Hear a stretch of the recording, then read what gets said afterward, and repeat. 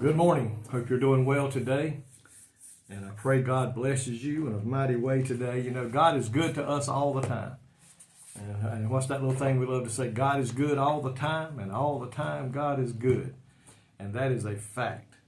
And I love to think about my Lord and Savior today, read His Word, do Bible devotions, share God's Word with you the way I do now and have been for several years. And God has richly blessed me and God is blessing you today. I know God is a good God, and we can never outgive the goodness of God, and never can thank Him enough for that He does for us.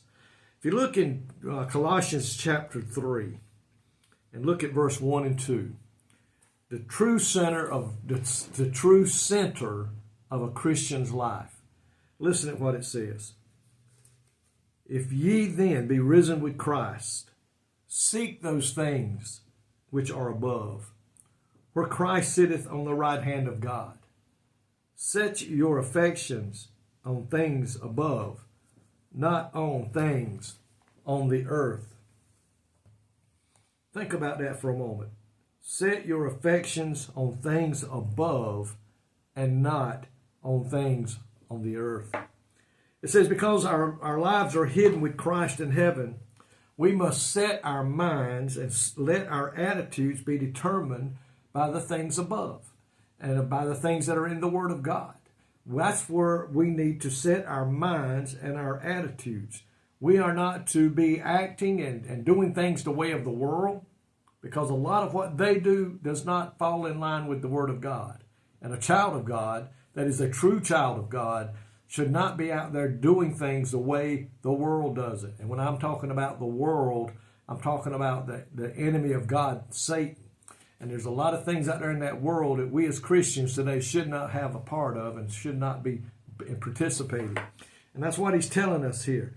We must set our minds on and let our attitudes be determined by things above or by the Word of God. We must value, judge, view, and consider everything from an eternal and heavenly perspective. Anything that we see coming while we're here, we need to value it, we need to look at it, we need to think about it, we need to determine how and why we are wanting to do this. Is there good coming out of this? Somebody going to get hurt? We don't need to be doing it. And when I say hurt, I'm talking about mentally or spiritually. But we must judge, value, view, and consider everything from an eternal and heavenly perspective. And that keeps our minds off the things of the world and on the things of heaven. And that's where we need to keep our mind. Our goals, the things we want to accomplish in life, the pursuits of happiness in life, and the ambitions that we have should be to seek spiritual things. Because you know what, folks? If we put God first, if we live according to His Word, if we obey His commandments, you know what? We're going to live a happier and a more contented life than if we were out there in the world doing the things that God's Word says we shouldn't do.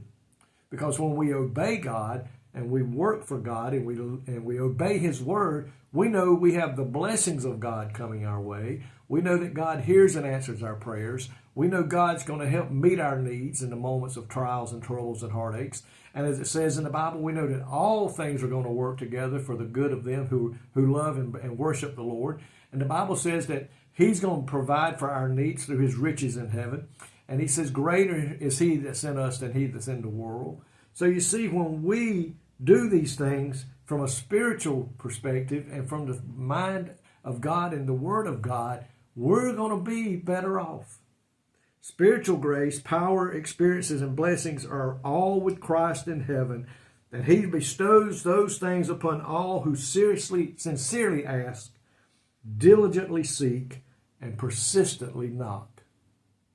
Let's do everything that we do. Let's do it with the mindset on Christ. And as we used to do years ago, what would Jesus do? How would Jesus handle this? What will bring the blessings of God upon my life in doing? How should I do this? Look at everything from that heavenly perspective before we act, before we respond, so that we will receive the blessings of God and keep God first in our life. Keep your mind off the things that are out there that are not good for a Christian to be involved in. and seek the things of heaven. And God will richly bless us. God will provide, and God will take care of us today. And He'll hear our prayers when we pray, asking Him for His help. Lord, thank you today for your many blessings that you give to us every day.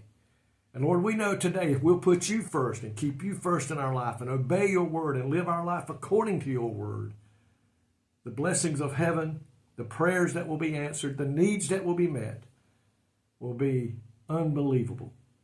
And you said you'll do that for those that love you.